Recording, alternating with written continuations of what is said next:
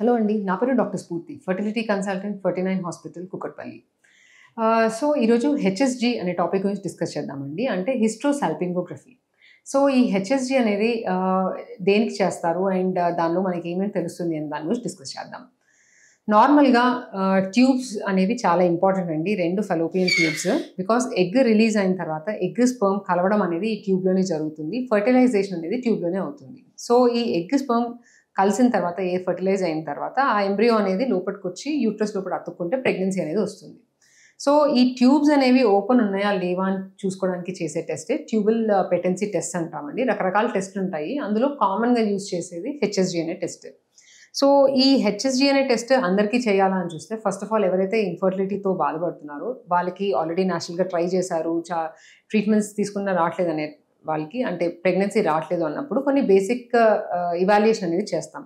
వైఫ్లో tubal evaluation also comes into that part అండి. అంటే basic ఇవాల్యుయేషన్లో నార్మల్గా ఎగ్ ఎలా పెరుగుతుంది, ఎగ్ నెంబర్ ఎలా ఉంది, లైనింగ్ ఎలా ఉంది అన్నీ చూసుకుంటాం స్కాన్లో. అలాగే స్కాన్లో మనకి ట్యూబ్ అనేది జనరల్గా కనిపించదు, చాలా సన్నగా ఉంటుంది కాబట్టి. సో ట్యూబ్ టెస్ట్ అనేది మనం చేసినప్పుడు ట్యూబ్లో ఏమైనా బ్లాక్స్ ఉన్నాయి అనేది బయటపడతాయి. సో ఈ హెచ్ఎస్జీ అనే టెస్ట్ ఏంటంటే నార్మల్గా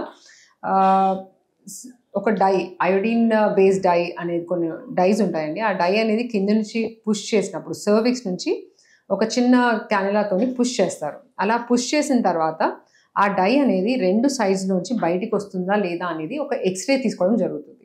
సో ఈ ఎక్స్రే తీసినప్పుడు డై అనేది ఫ్రీగా బయటికి స్పిల్ అయినప్పుడు 2 సైడ్ ట్యూబ్స్ ఓపెన్ అని చెప్తాము. ఒకవేళ బ్లాక్ ఉన్నప్పుడు ఎక్కడ బ్లాక్ ఉంది, 2 సైడ్స్ ఉందా, ఒకటే సైడ్ ఉందా అనేది మనకు తెలుస్తుంది.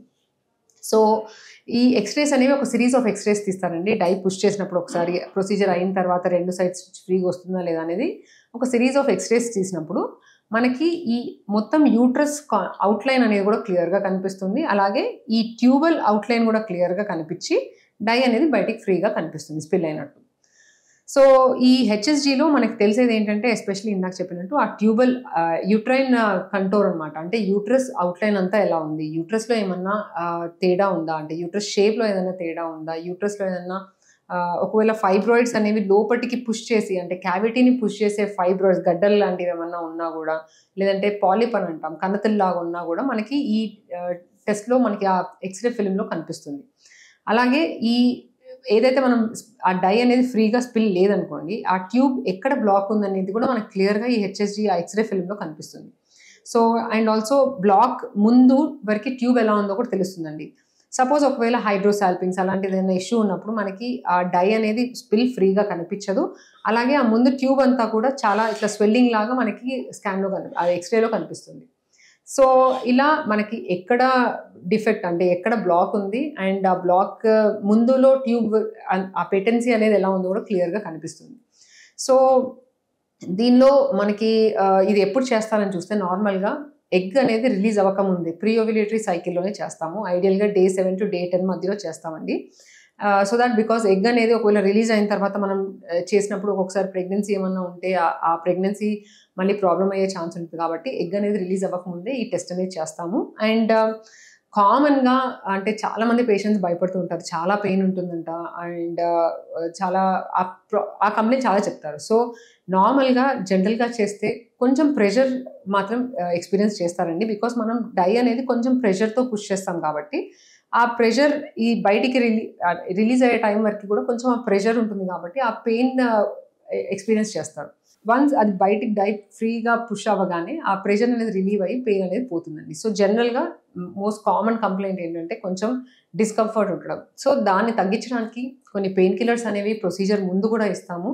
అండ్ ఆల్సో ప్రొసీజర్ తర్వాత కొంచెం మందికి క్రాంపింగ్ సెన్సేషన్లా ఉంటుంది అని చెప్తారు. సో దాన్ని కూడా తగ్గించడానికి ఈవెన్ ఆఫ్టర్ ప్రొసీజర్ కొన్ని పెయిన్ కిల్లర్స్ ప్రిస్క్రైబ్ చేస్తాం.